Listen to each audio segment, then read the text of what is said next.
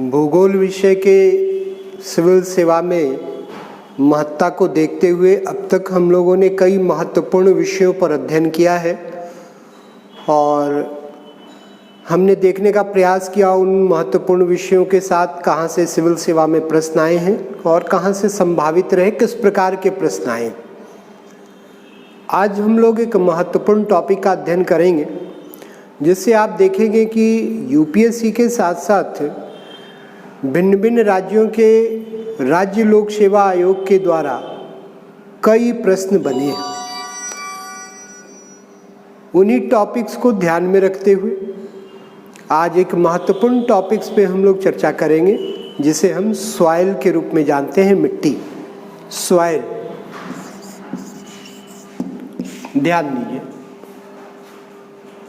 सबसे पहले तो मिट्टी है क्या, सॉइल कहते किसे हैं। तो सामान्य तौर से आपको ये ज्ञात होता है कि पृथ्वी की ऊपरी परत पर चट्टानों के विखंडित और वियोजित पदार्थ मिट्टी कहलाते हैं।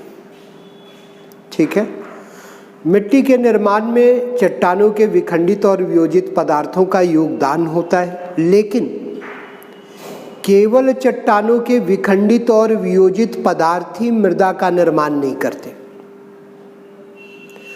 मिट्टी के निर्माण में चट्टानों के विखंडित और वियोजित पदार्थों के अतिरिक्त जल का मिश्रण है, इसमें वायु का मिश्रण है, इसमें खनिज का मिश्रण है, इसमें लवण का मिश्रण है और जीवों तथा प्राकृतिक वनस्पतियों के सड़े गले अंश जिसे हम ह्यूमस कहते हैं उसका मिश्रण पाया जाता है। तो मिट्टी क्या है? कई प्रकार के पदार्थों से निर्मित एक परत है, लेयर है। क्या है मृदा? एक परत है। किस प्रकार की परत है मिट्टी? तो चट्टानों के विखंडित पदार्थ हैं, चट्टानी कण है इसमें। ठीक है, विखंडित और वियोजित पदार्थ हैं चट्टानों के। इसमें जल का मिश्रण है मिट्टी में, इसमें वायु का मिश्रण है मिट्टी में, इसमें खनिज का मिश्रण है, इसमें लवण का मिश्रण पाया जाता है और जीवों तथा प्राकृतिक वनस्पतियों के सड़े गले अंश जिसे हम ह्यूमस कहते हैं, ह्यूमस का मिश्रण पाया जाता है। इन सब से मिट्टी का निर्माण होता है। Okay, so soil is a layer on earth crust. It is a layer of disintegrated and decomposed rock material, air, water, minerals, salt and humus. Humus are responsible for the fertility of soil. मिट्टी की उर्वरता के लिए humus को उत्तरदायी माना जाता है। क्या है humus? Humus are decomposed organic materials. Humus वियोजित जैविक पदार्थ होते हैं। देखिए, मिट्टी में जल का मिश्रण है, मिट्टी में वायु का मिश्रण है और यही कारण है कि मृदा का निर्माण पृथ्वी पर सुनिश्चित होता है। मिट्टी प्लैनेट्स में अगर आप देखें तो पृथ्वी पर पाई जाती। क्यों? क्योंकि पृथ्वी पर जल की उपस्थिति है, पृथ्वी के चारों ओर वायु मंडल है, वायु की उपस्थिति है और यहीं पर जीव पाए जा रहे हैं, वनस्पतियां पाई जा रही हैं, इसलिए ह्यूमस का निर्माण भी पृथ्वी पर सुनिश्चित होता है। अब इस सॉइल को हम देखें तो मिट्टी का निर्माण कैसे होता है, मिट्टी के संघटक कौन से हैं, मिट्टी की क्या विशेषताएं, कौन सी उपजाऊ मिट्टी है, कौन सी अनुपजाऊ मिट्टी है, किस मिट्टी में किस फसल का उत्पादन संभव है। इन तमाम विशेषताओं का अध्ययन एक पृथक विज्ञान के अंतर्गत किया जाता है जिसे हम पेडोलॉजी कहते हैं। पेडोलॉजी, मृदा विज्ञान।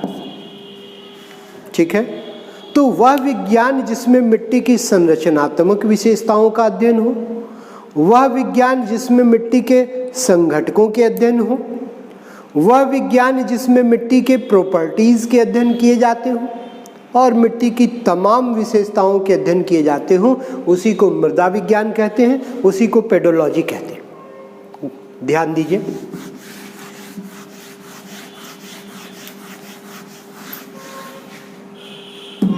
अगर हम संसार की मिट्टियों को देखें तो संसार की मिट्टियों को उनमें पाए जाने वाले तत्वों के आधार पर दो वर्गों में वर्गीकृत करते हैं। या तो मिट्टी पेडोकल्स ग्रुप की होती है, पेडोकल्स मिट्टी होती है, पेडोकल्स सॉइल होते हैं, और नहीं तो फिर मिट्टी पेडाल्फर प्रकार की होती, पेडाल्फर सॉइल होती। क्या है पेडोकल सॉइल, क्या है पेडाल्फर सॉइल?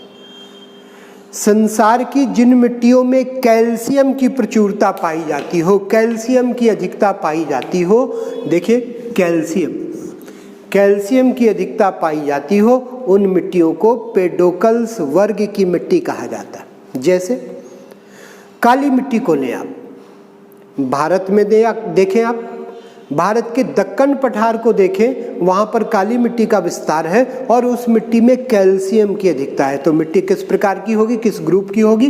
पेडोकल्स ग्रुप की होगी।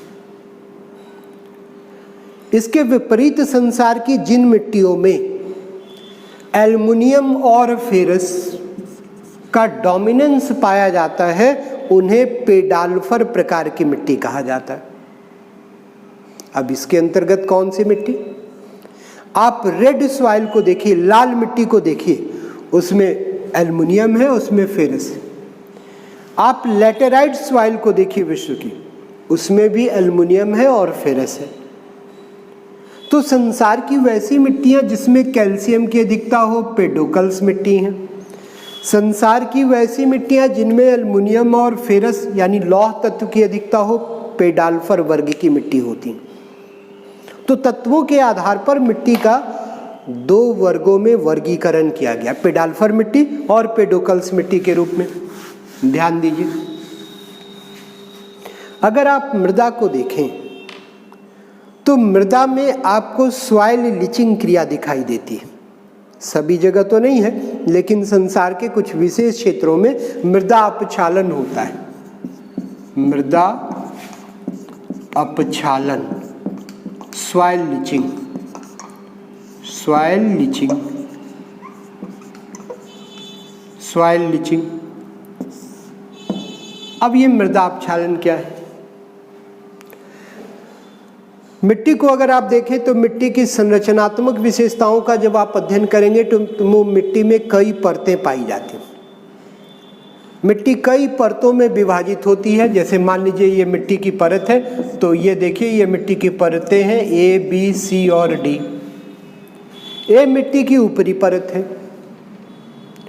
संसार के वैसे क्षेत्रों में जहाँ पर वर्षा की अधिकता है, वर्षा की अधिकता के कारण, जैसे मान लीजिए ये क्षेत्र है, यहाँ पर वर्षा की अधिकता है। वर्षा की अधिकता का परिणाम ये होता कि मिट्टी की ऊपरी परत में जो पोषक तत्व पाए जाते हैं वे घुलकर मिट्टी की निचली परतों में समाहित होते हैं। अब ये देखिए मिट्टी की ऊपरी परत से घुलकर मिट्टी की निचली परतों में जा रहे हैं। अब इससे क्या होगा? मिट्टी की उर्वरा शक्ति का ह्रास होता है, फर्टिलिटी लॉस होता है सॉइल का। और जब मिट्टी की उर्वरा शक्ति का ह्रास होगा इस प्रकार से, तो इस क्रिया को क्या कहते हैं? मृदा अपक्षालन कहते हैं। आप equatorial region of the world को देखिए, संसार के भूमध्य रेखीय प्रदेश को देखिए, जहाँ प्रतिदिन दोपहर के पश्चात मूसलाधार वर्षा होती है। उस वर्षा का परिणाम ये होता कि मिट्टी की ऊपरी परत में पाए जाने वाले पोषक तत्व घुलकर मिट्टी की निचली परतों में समाहित होते हैं और मिट्टी की फर्टिलिटी का लॉस देखने को मिलता है। तो जिन प्रदेशों में वर्षा की अधिकता है, यानी आर्द्र प्रदेश संसार के, वहाँ पर की मिट्टी मृदा अपक्षालन से कुप्रभावित प्रकार की मिट्टी होती है। लेकिन संसार के जिन प्रदेशों में शुष्क जलवायु पाई जाती है, वहाँ पर मिट्टी में मृदा अपक्षालन की बजाय केशिका क्रिया पाई जाती है, कैपिलरी एक्शन होते हैं। अब देखिए केशिका क्रिया क्या है।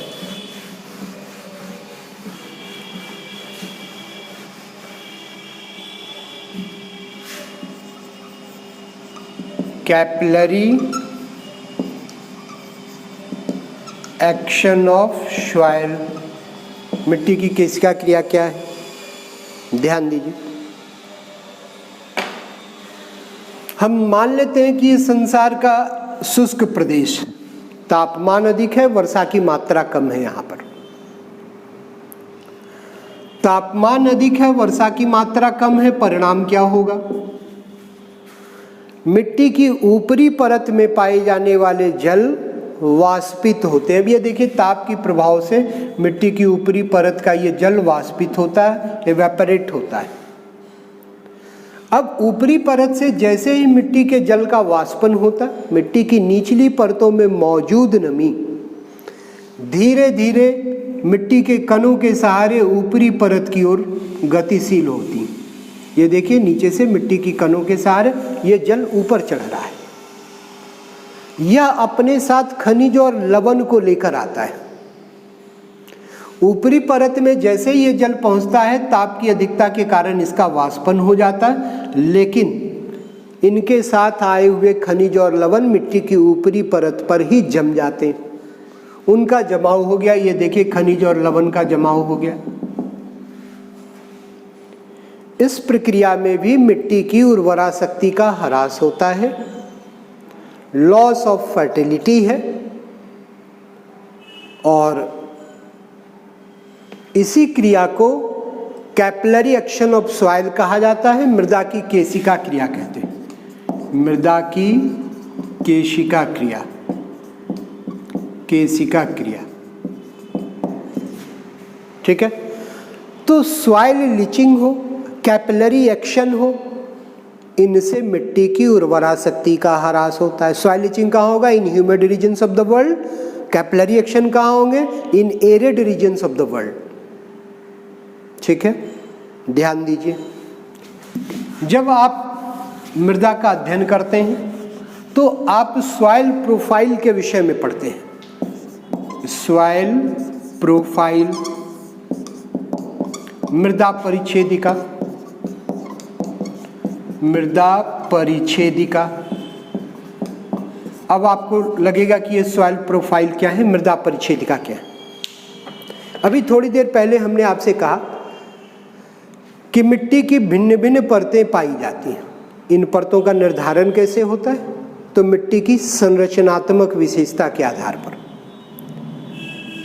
मृदा परिच्छेदिका से विप्राय मिट्टी की उन्हीं भिन्न भिन्न परतों से होता है। Soil profile means the vertical section of the soil. और जब भी मिट्टी की आप लंबवत काट करेंगे, मिट्टी की संरचनात्मक विशेषताओं के साथ मिट्टी की कई परतें सुनिश्चित दिखाई देंगी आपको। जहाँ कहीं भी सॉइल प्रोफाइल का अध्ययन किया जाता है, मिट्टी के वर्टिकल सेक्शन किए जाते हैं, तो सामान्य तौर से एक मृदा परिच्छेदिका के अंतर्गत मिट्टी की 4 संरचनात्मक और एक दूसरे से भिन्न परतें विकसित हमें दिखाई देती हैं। हम देखते हैं क्या है वो। ध्यान दीजिए,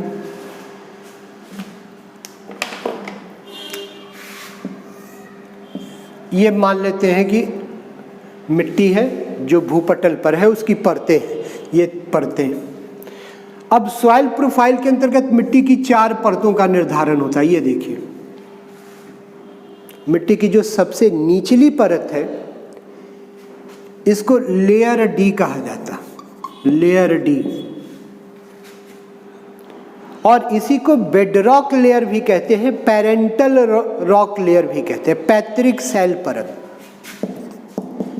पैतृक सेल परत, parental rock layer, parental rock layer, ठीक है। क्या है? तो यही के जो चट्टानी खंड है, उन्हीं चट्टानी खंड का विखंडन और वियोजन होता है, और तब मिट्टी के ऊपर की परतों का निर्माण होता है। इसके ऊपर यानी लेयर डी के ऊपर लेयर सी पाई जाती। क्या चीज है, क्या विशेषता है इसकी? यहीं के विखंडित पदार्थ और वियोजित पदार्थ इसमें पाए जाते हैं। ये चट्टानी टुकड़े, चट्टानी कण इसमें निहित हैं, लेकिन ध्यान रहे कि इसमें ह्यूमस का जमाव नहीं। मिट्टी के बाकी कंपोनेंट्स हैं लेकिन इस परत में ह्यूमस नहीं है, इसे लेयर सी कहा गया। ठीक है, अब हम ऊपर से देखते हैं, मिट्टी की ए लेयर को देखते हैं। लेयर ए, यह वह परत है जिसमें मिट्टी के सभी संघटक मौजूद हैं। इसमें चट्टानी कण है, इसमें जल है, इसमें वायु है, इसमें खनिज है, इसमें लवण पाए जाते हैं और ह्यूमस की उपलब्धि भी सुनिश्चित होती। लेकिन इस परत को भी दो भागों में बांटा गया, O1 और O2। क्या विशेषता है, दोनों में फर्क कहां पर है? दोनों में सभी कंपोनेंट्स हैं, केवल ह्यूमस के निर्माण को लेकर फर्क है। क्या इसमें ह्यूमस का निर्माण जारी है? इट मीन्स यह वह लेयर है जहां पर सेमी डिकम्पोज्ड ऑर्गेनिक मटेरियल पाए जाते हैं, लेकिन यह उसके नीचे जब वही अर्धवियोजित पदार्थ, जैविक पदार्थ रिसकर मिट्टी की निचली परत में यहाँ पहुँच जाते हैं तो मृदा में ह्यूमस का जमाव होता है। तो इनमें ह्यूमस के निर्माण की प्रक्रिया जारी है, इसमें ह्यूमस का जमाव। अब ये देखिए लेयर बी है, लेयर बी है, इसमें भी मिट्टी के सारे कंपोनेंट्स मौजूद हैं। चट्टानी कण है, जल है, वायु है, खनिज है, लवण है और ह्यूमस। यानी ऊपर से ये सब खनिज, लवण और ह्यूमस, ये सब का यहाँ पर जमाव देखने को मिलता है। तो ये लेयर भी महत्वपूर्ण है। अब देखिए लेयर ए और बी, यही दो लेयर है जिसमें ह्यूमस पाए जा रहे हैं और इसीलिए इन्हें सोलम लेयर कहा गया। सोलम लेयर ऑफ सॉइल, मिट्टी की वास्तविक परत कहा गया। इन सी और डी को अगर आप देखें तो इनको सब सॉइल लेयर कहा गया, उप मृदा परत कहा गया, क्योंकि इनमें ह्यूमस नहीं है। ठीक है, इस लेयर बी को अगर हम देखें तो किसी भी सॉइल प्रोफाइल में वृक्षों के लिए ये सबसे महत्वपूर्ण परत मानी जाती। कैसे, वो देखिए आप। मान लीजिए कि ये वृक्ष है, ये वृक्ष है, वृक्ष है, ऊंचे ऊंचे वृक्ष हैं। ऊंचे ऊंचे वृक्षों की जो जड़ें होती हैं वो लेयर बी तक समाहित होती हैं और यहीं से पोषक तत्वों को प्राप्त करती हैं। इसके साथ ही साथ ये जड़ें यहीं आकर मजबूती से मिट्टी के कणों को जब संगठित करती हैं, पकड़ती हैं, तो वृक्षों को खड़े होने के लिए आधार भी लेयर बी ही प्रदान करता है। तो जब कभी भी आपसे ये पूछा जाए कि किसी सॉइल प्रोफाइल में कौन सी परत वृक्षों के लिए अत्यधिक महत्वपूर्ण होती, तो लेयर बी ये अत्यंत महत्वपूर्ण परत के रूप में होती। ठीक है, बाकी मिट्टी से जुड़ी हुई बातें हम अगले लेक्चर्स में पढ़ेंगे।